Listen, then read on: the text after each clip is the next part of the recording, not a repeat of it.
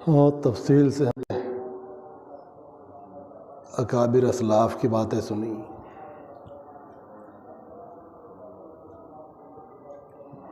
ان سب کا یہ ہے کہ ہمیں اللہ سے تعلق حاصل ہو جائے اور ہمارے نفس کی اصلاح ہو جائے، ہمارا تزکیہ ہو جائے، بری عادتیں ہم سے نکل جائیں، بری عادتیں ہم سے نکل جائیں، اچھی عادتیں ہمارے اندر پیدا ہو جائیں. یہ خلاصہ ہے. مشکل ہے یا آسان؟ تصوف کا خلاصہ تو بہت آسان ہے، لیکن حقیقت تک رسائی مجاہدات کے بعد ہی ہوتی ہے.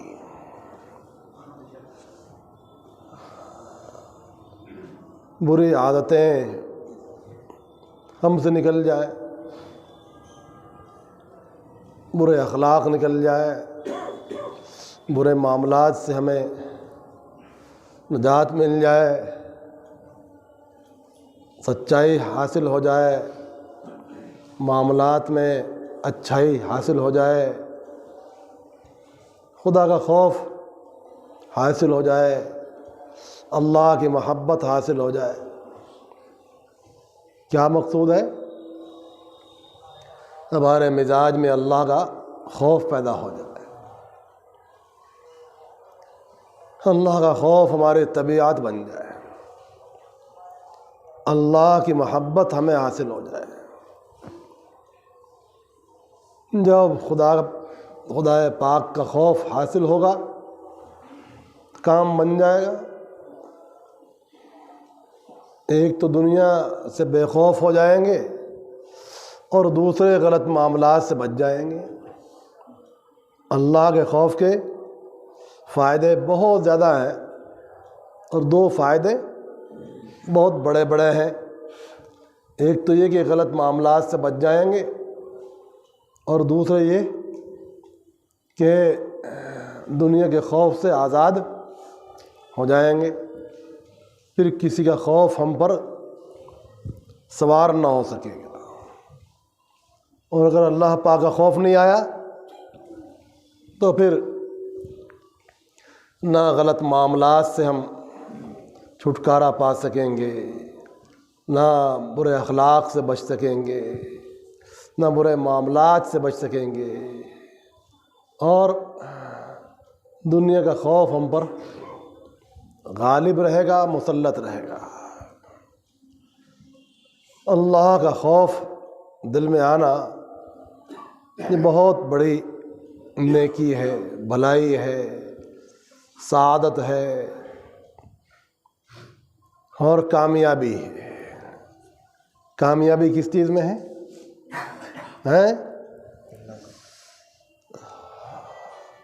آپ فرمائیں گے کہ تو یوں کہہ رہا ہے کہ کامیابی اللہ کے خوف میں ہے.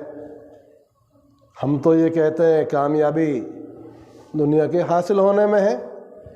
ہماری تمنا ہے ہمیں حاصل ہو جائے، جو ہماری تمنا ہے وہ پوری ہو جائے. جس چیز کی ہماری تمنا ہے وہ پوری ہو جائے تو ہم کامیاب. اتنے مکانات کی تمنا ہے وہ مل جائے، کامیاب. اتنی زمینیں مل جائے تو ہم کامیاب. ایسے کاروبار چل جائے تو ہم کامیاب. ایسی گاڑیاں مل جائے تو کامیاب. وہ ظاہری کامیابی ہے، وقتی کامیابی ہے، چھوٹی سی کامیابی ہے جس کو ہم حقیقی کامیابی سمجھ رہے ہیں، بڑی کامیابی جان رہے ہیں. حالانکہ وہ تو بہت معمولی کامیابی، معمولی منفعت ہے. اصل کامیابی کا راز کیا ہے؟ خدا تعالیٰ کا خوف. جب خدا تعالیٰ کا خوف ہوتا ہے تو بندہ کامیاب ہو جاتا ہے. اس کے معاملات بھی درست ہو جاتے ہیں، اس کے اخلاق بھی درست ہو جاتے ہیں، اس کی عبادات بھی صحیح ہو جاتی ہیں، اس کا قلب بھی صحیح ہو جاتا ہے. قلب کی صحت کا تعلق کس سے ہے؟ اللہ پاک کے خوف سے۔ جتنا خوف خدا ہوگا اتنا ہی دل صحیح ہوگا، اتنے ہی معاملات صحیح ہوں گے، اعمال صحیح ہوں گے، اس کا طریقہ درست ہوگا، وہ فکر مند ہوگا کہ مجھ سے کسی کو تکلیف تو نہیں پہنچ رہی ہے، کسی کا کوئی حق میرے ذمے واجب تو نہیں رہ گیا ہے، اس کے ادا کرنے کی فکر میں پڑے گا، اپنا ذمہ بالکل بری رکھنے کی کوشش کرے گا، پاک و صاف رکھنے کی کوشش کرے گا، اور دوسروں کے ساتھ الجھنے سے باز آئے گا۔ کیوں خام خواہ اپنا وقت جدل کے اندر خرچ کیا، لڑائی جھگڑوں میں خرچ کیا، عمل میں کیوں خرچ نہیں کیا؟ لڑائی جھگڑوں میں خرچ کر رہا ہے کا انسان وقت کا ضیاع ہے، دماغی پریشانیاں ہیں، اس کا فکر پریشان، دل پریشان، زندگی کا نظام ادھر ادھر، وہاں ہی پریشانیاں ہیں، ٹینشنیں ہیں، الجھنیں ہیں، اور عمل سے دور، جھگڑوں میں پھنس جاتا ہے انسان تو عمل سے دور ہو جاتا ہے۔ کام کا وقت ہے، عمل کا وقت ہے، گفتار کا وقت کم ہے، کردار کا وقت زیادہ ہے۔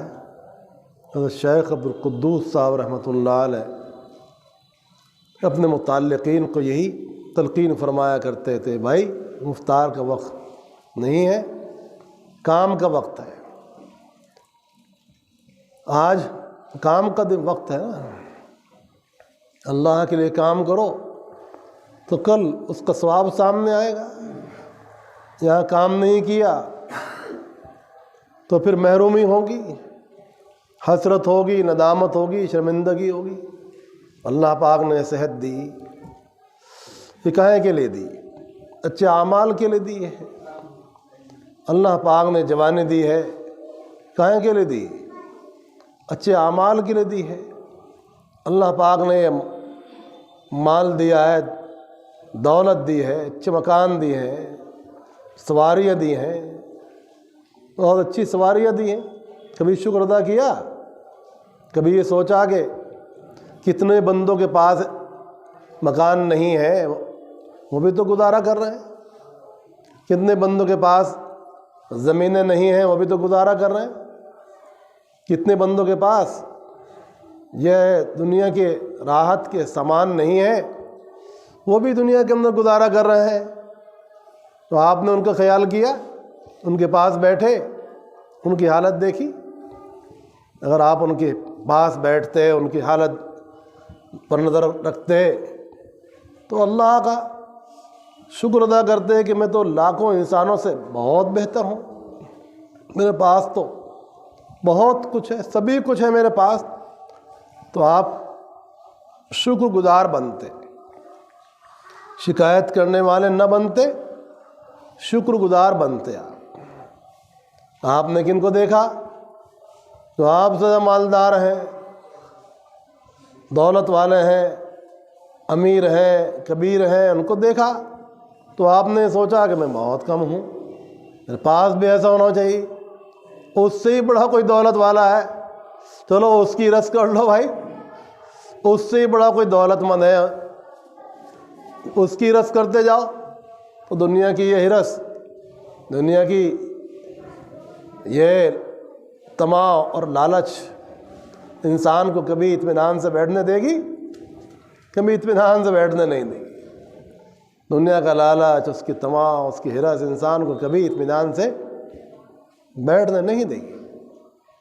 سکون کا راستہ یہی ہے، ایک تو سکون بھی چاہتے ہو آپ تو سکون کا راستہ تو یہی ہے کہ اپنے سے کم والے کو دیکھو، شکر گزار بنو، اللہ کی نعمتوں کے شکر گزار بنو، بہت اچھا کھا رہے ہو، پی رہے ہو، پہن رہے ہو، مکانوں میں رہ رہے ہو، اللہ کی نعمتوں سے سرفراز ہو، اللہ کی نعمتوں کو تسلیم کرو، اللہ پاک کی عبادت میں لگو، جس کام کے لیے پیدا ہوئے ادھر آؤ نا۔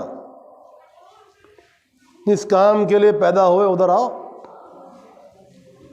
کھانے پینے کے لیے تھوڑا ہی پیدا ہوا ہے، وہ تو ایک ضرورت ہے، اس کے لیے پیدا نہیں ہوا انسان.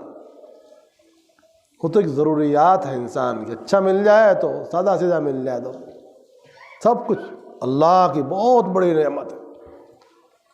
سب کچھ چیز اللہ کی بہت بڑی نعمت.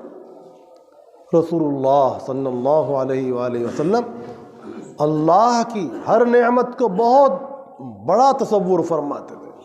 یعظم النعمہ وإن دقت، چاہے بظاہر وہ نعمت اور نعمتوں کے مقابلے میں چھوٹی ہی کیوں نہ ہوتی، لیکن رسول اللہ صلی اللہ علیہ وسلم اللہ کی ہر نعمت کو بہت بڑا جانتے تھے. بھائی بہت بڑی نعمت، ایک گھونٹ پانی کا مل جانا یہ بھی اللہ کی بہت بڑی نعمت ہے. فتح مکہ کے موقع پر رسول اللہ صلی اللہ علیہ وسلم کو بہت بھوک لگی تھی، حالانکہ آپ سب سے زیادہ برداشت کرنے والے تھے، مگر اس دن بہن ام ہانی سے پوچھ ہی لیا گھر میں کچھ ہے تو نکالو. عرض کیا یہ روٹی کا سوکھا ٹکڑا ہے اور سرکہ ہے. فرمایا لاؤ، سرکہ بہترین سالن ہے، سرکہ بہترین سالن ہے، نعم ندام الخل، نعم ندام الخل. اور وہی روٹی کا سوکھا ہوا ٹکڑا سرکے سے تناول فرما لیا آقا نامدار رسول اللہ صلی اللہ علیہ وسلم. دیکھیے ایسی سادگی سے بھی گزارا فرما لیا صحابہ کرام نے، کبار اولیاء اللہ نے ایسی سادگی سے بھی گزارا کر لیا. جیسا مل گیا کھایا پیا، اللہ کا شکر ادا کیا. بہت شکر گزار ہوتے تھے، شکر گزار بندے بہت کم ہیں. وَقَلِيلٌ مِّنْ عِبَادِ الشُّكُورِ اعْمَلُوا يَا آلَ داؤد شُكْرًا وَقَلِيلٌ مِّنْ عِبَادِ الشُّكُورِ. اے داؤد علیہ السلام، اے داؤد ہمارے پیغمبر، شکر ادا کرو. شکر گزار بندے دنیا میں بہت کم ہیں، اور اللہ پاک اپنے شکر گزار بندوں ہی کو پسند فرمایا کرتے ہیں. تو شکر گزار بندے بنو، ذاکر بندے بنو، شاکر بندے بنو. کچھ تکلیف آ جائے تو صابر بندے بنو بھائی. ہیں حضرت شیخ صابر رحمۃ اللہ علیہ سے محبت کا تو یہی تقاضا ہے کہ کچھ صبر کی کیفیت بھی آئے، کچھ صبر کی کیفیت بھی آئے. صبر ہی سے انسان کا مقام بلند ہوتا ہے، صبر کرنے ہی سے انسان کا مقام بلند ہوتا ہے. اور اس پریشانی میں بھی اللہ سے خوش رہے انسان. یہ مت سمجھے کہ ساری مصیبتیں اور تکلیفیں میرے پر ہی آ رہی ہیں، میں ہی تھا کیا یہ مصیبتوں کے پہاڑ مجھ پر ٹوٹ رہے ہیں. ایسا نہ سمجھے. اگر مخلوقات کی پریشانیاں ظاہر ہو جائے تو یہ سمجھو گے کہ یہ پریشانی تو کچھ بھی نہیں ہے، میں تو بہت آرام میں ہوں. جب آدمی ہاسپٹل میں جاتا ہے اپنی پریشانی لے کر تو وہاں دیکھتا ہے کتنے بیمار ہیں، کتنے لوگ پریشان حال ہیں. دوائی کے واسطے بھی پیسے بھی نہیں ہیں ان کے پاس تو علاج کے لیے پیسہ بھی نہیں ہے. اور ایک سے ایک مریض وہاں نظر آتا ہے، تب احساس ہوتا ہے کہ میں تو الحمدللہ بہت حد تک ٹھیک ہوں. اپنے بارے میں اس وقت اس کو احساس ہوتا ہے بہتوں سے بہت اچھا ہوں. تو شکر ادا کرنے کا موقع ہوتا ہے. شکر ادا کرنے کا وہی موقع ہے. انسان کو چاہیے صبر کرے، اور صبر اور شکر ہی سے ایمان مکمل ہوتا ہے. خدا کا خوف پیدا کرے، اللہ کی محبت دل میں لائے، اور جو مل جائے اللہ کی نعمت سمجھ کر اس کو استعمال کرے. حلال پر محنت کرے، حلال پر محنت کرے. جتنا لقمہ حلال ہوگا اتنا ہی اس کی عبادات میں نور پیدا ہوگا، قلب میں سرور آئے گا، چہرے پہ نور آئے گا، دل میں سرور ہوگا. زندگی اس کی پرسکون ہوگی، اور دھوکہ دے کر، جھوٹ بول کر، کسی کو پریشان کر کے جو مال حاصل کیا گیا، وہ شیطان کے اثرات اس پر بھرپور ہوتے ہیں، اس پر شیطان کے اثرات ہوتے ہیں۔ جس کے ساتھ ایسا کیا گیا اس کا دل کتنا دکھتا ہوگا، اس کی بد دعائیں بھی ساتھ ساتھ آتی ہیں۔ تو خوش ہو رہا ہے کہ اتنا مال آ گیا، معلوم ہوا کہ لعنتیں ساتھ آ گئی۔ در حقیقت اس کے ساتھ لعنتیں آتی ہیں، پھٹکار آتی ہے، اس کا دل جو دکھایا اس کی بد دعائیں ساتھ آتی ہیں۔ تو آدمی ایسے مال سے کبھی خوشیاں حاصل نہیں کر سکتا، برکتیں نہیں پا سکتا، جو کسی کا دل دکھا کر حاصل کیا اس نے۔ تو یہ ہے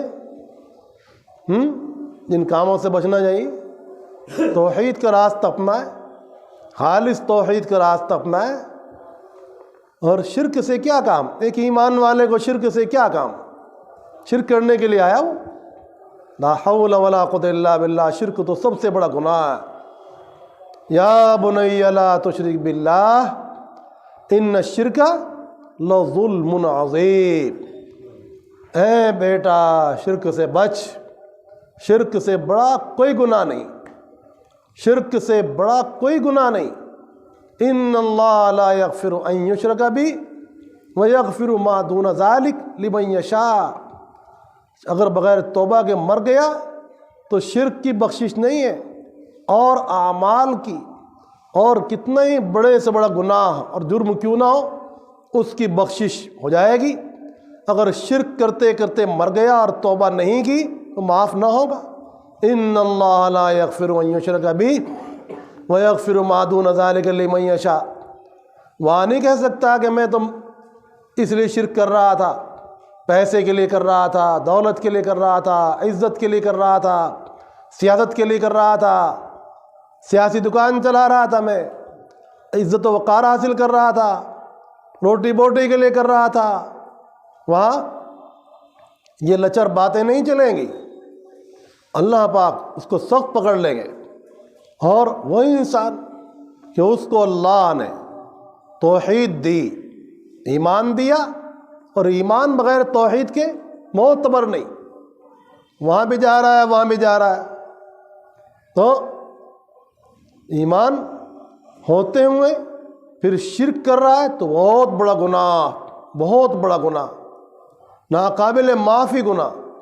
اس کو معلوم ہی نہیں تھا توحید کا راستہ، تو وہ اتنا گنہگار نہیں جتنا گنہگار یہ کہ توحید اس کو ملی، ایمان اس کو ملا، اور پھر اس نے جان بوجھ کر کسی کے کہنے سننے سے یا کسی اور دنیا کے تقاضے سے، دنیا کے کسی لالچ سے، پھر اس بندے نے شرک کا راستہ اپنایا، تو اس کے لیے معافی کا خانہ نہیں جب تک کہ توبہ نہ کر لے، سچی پکی توبہ نہ کر لے، شرک سے توبہ نہ کرے۔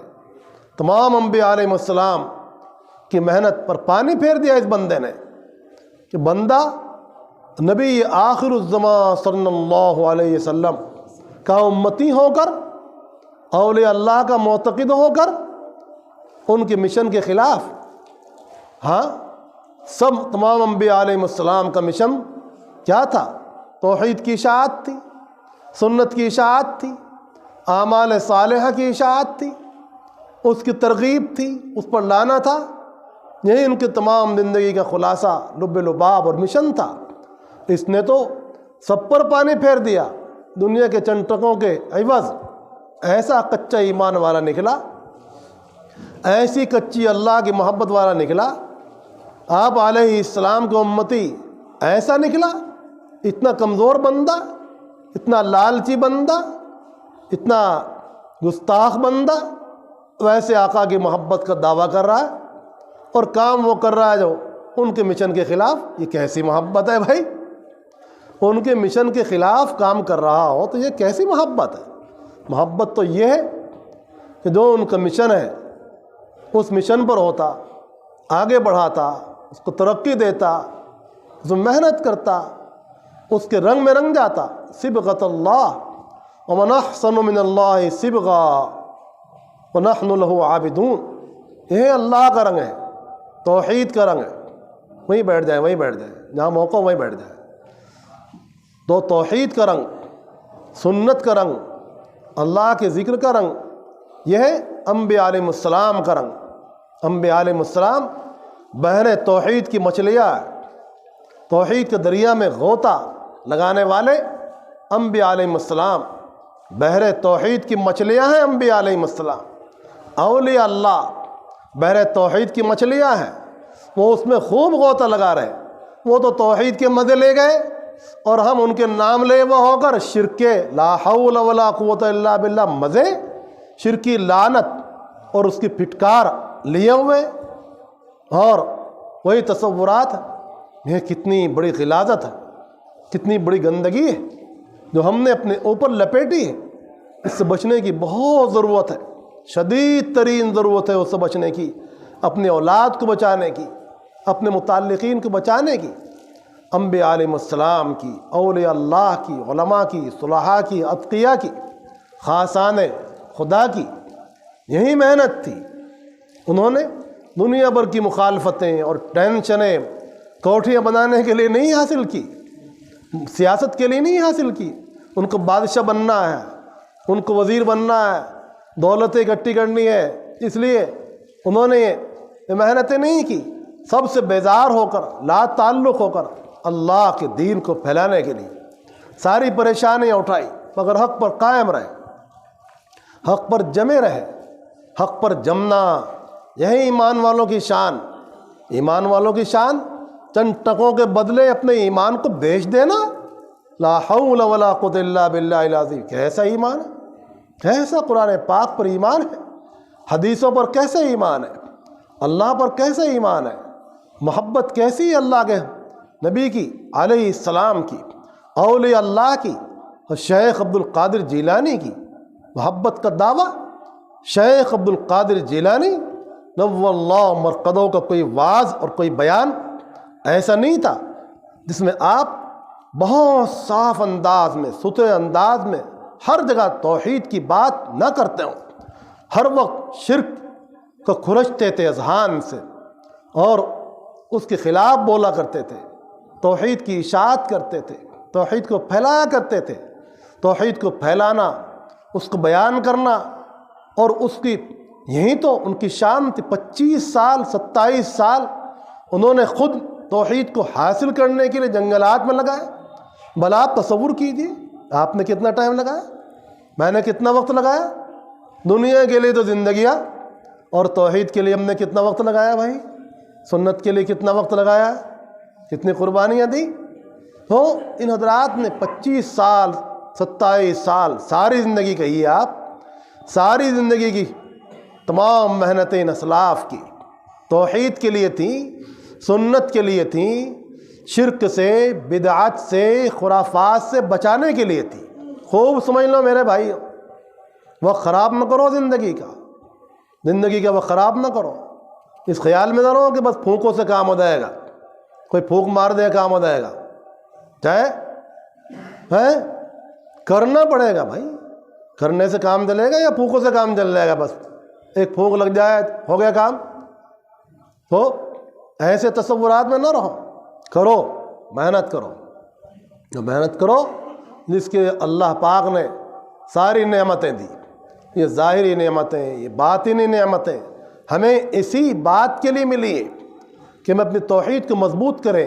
ہاں، تو حضرت شیخ عبد القادر جیلانی نور اللہ مرقدہ کا کوئی ایک وعظ اور بیان بھی ایسا نہیں ہے جس میں خالص توحید کی بات، خالص توحید کی بات نہ ہو، خالص سنت کی بات نہ ہو، ایسی سنت کہ وہاں بدعت کا شائبہ نہ ہو، ایسی توحید کہ وہاں شرک کا شائبہ نہ ہو، شرک اس کے قریب بھی نہ ہے۔ یہ وہ درجے توحید کی بات کرتے تھے، وہ اس توحید کا واعظ کرتے تھے۔ وہ اگر آج وہ ہوتے تو ان کے الفاظ تو بڑے زبردست ہوتے تھے، اور اتنے سخت بھی کبھی کبھی فرمایا کرتے تھے، وہ کافر ہو منافق ہو، یہاں تک کے الفاظ فرمایا کرتے تھے۔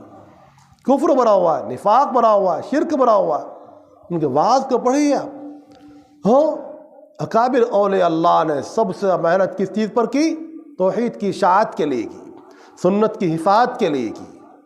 ہمارے شیخ حضرت پرتاپ گڑھی نور اللہ مرقدہ فرماتے ہیں کہ خالص دودھ دیکھا نا، خالص دودھ تو ہے سنت، اور اس میں کچھ ملا دیا، یہ کیا ہے؟ یہ بدعت ہے۔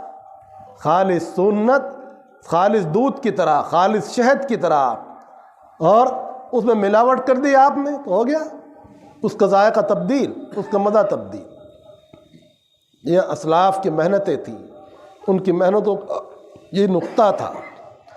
اور حضرت شیخ عبدالقدوس صاحب رحمۃ اللہ علیہ کے شیخ وہ کیا فرما رہے ہیں؟ انتقال کا وقت ہے، اب آئی دعا کرو، دعا کرو توحید محفوظ رہے۔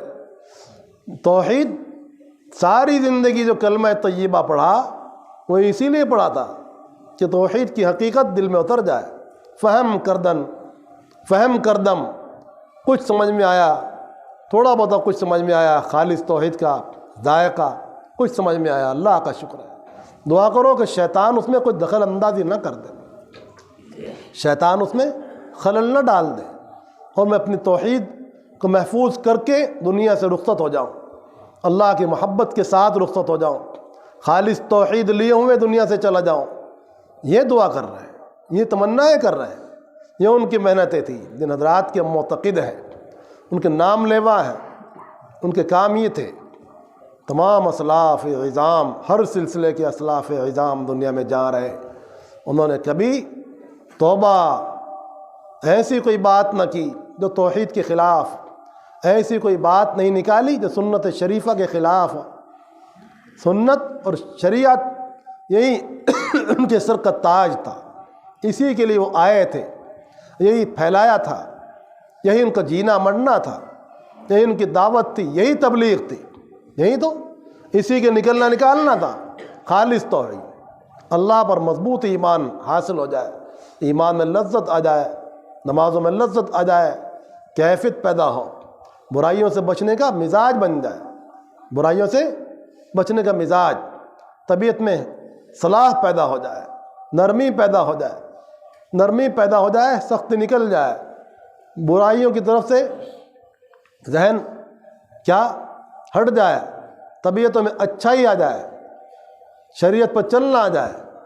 شریعت پر چلنا سیکھا کرتے تھے اسلاف اعظام سے، ان کے متعلقین خانقاہوں میں شریعت سیکھا کرتے تھے نا، سنت سیکھا کرتے تھے، شریعت کو سیکھنے کے لیے وقت لگایا کرتے تھے، ان کے چلے بنے ہوتے تھے، جو مل جاتا کھا لیتے، نہیں مل جاتا تو صبر کرتے، کوئی شکایت نہ کرتے، وہاں صبر اور شکر تھا، شکایت نہیں تھی، جیسا ملا گزارا کیا۔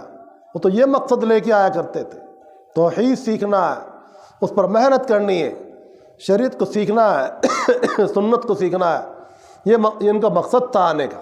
خانقاہیں اس لیے وجود میں آئی تھی، خانقاہیں اس لیے وجود میں آئی تھی، وہاں توحید کا پیغام نشر ہو، سنت کو سکھایا جائے، مراقبہ مشاہدہ سکھایا جائے، تواضع سکھایا جائے، نرمی سکھائی جائے، اخلاق سکھائے جائے، اس کے لیے تھی خانقاہ۔ اب خول لے گیا نا، اسی کے لیے ہمارا تبلیغی سلسلہ بھی شروع ہوا تھا کہ خدمت کرنا آ جائے اور اللہ اور ان کے رسول پر ایمان بن جائے۔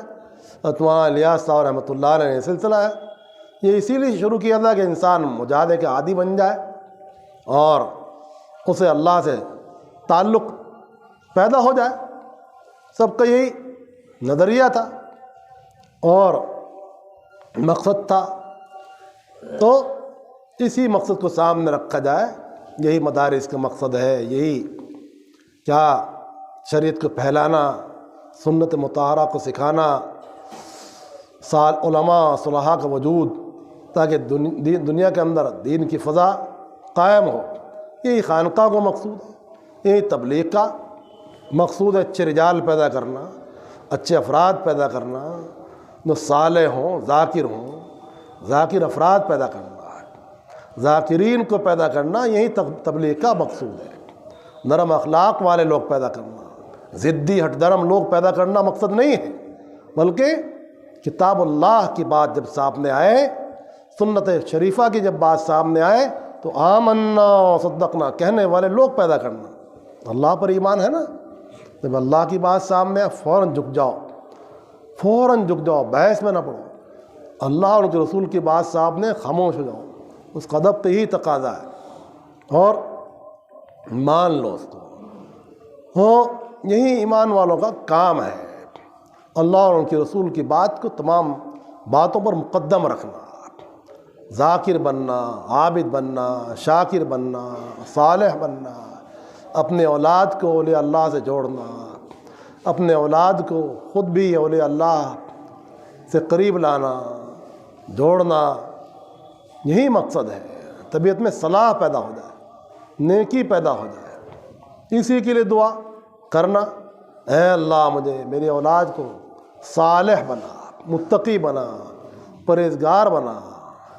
اس کی فکر ایک بہت بڑے عالم ہیں، مفتی ہیں، حضرت مفتی سعید احمد صاحب رحمۃ اللہ علیہ، مفتی مظفر حسین صاحب رحمۃ اللہ علیہ کے والد بزرگوار، بہت بڑے انسان، فقیہ ہیں وقت کے۔ حضرت شیخ زکریا رحمہ اللہ تعالی حدیث میں مشہور تھے اور وہ فقہ کے اندر مشہور تھے۔ ایک زمانہ وہ تھا ان کا حدیث میں شہرہ تھا اور ان کا فقہ کے اندر شہرہ تھا۔ ان سے کسی نے کہا کہ آپ نے اپنی اولاد کے لیے کچھ چھوڑا، کچھ کیا؟ عجیب جواب دیا، فرمایا اگر یہ نیک ہوں گے تو اللہ پاک ان کو ضائع نہیں کریں گے، اور مجھ کو بہت چھوڑنے کی اور فکر کرنے کی کیا ضرورت ہے، اور اگر خدا نہ خواستہ یہ کچھ اور نکلے تو ایسوں کے لیے مجھے جمع کرنے کا کیا فائدہ ہے؟ اللہ اکبر کبیرہ، ایسوں کے لیے مجھے جمع کرنے کا کیا فائدہ ہے، کیا خلاصہ ہے کہ میں جمع کروں اور وہ مزے لے کے اس کو برباد کرے، دنیا میں اڑا دے، ختم کر دے، اور اگر یہ نیک ہوں گے تو اللہ پاک ان کو ضائع نہیں کریں گے۔ ایک عجیب جواب دیا۔ تو اپنے اولاد کی ایمان کی فکر کرو بھائی، اپنی اولاد کی، اپنے بچوں کی، بچیوں کی ایمان کی فکر کرو، ان کے اخلاق کی فکر کرو، ان میں اسلامی اخلاق پیدا ہو جائے، ان میں اسلامی اخلاق کا غلبہ ہو جائے۔ یہ ایسب باتیں ہوں گی تو اللہ کی رحمتیں بھی آئیں گی۔ ایسا نہ ہو کہ وہ راستے سے ہٹ جائیں۔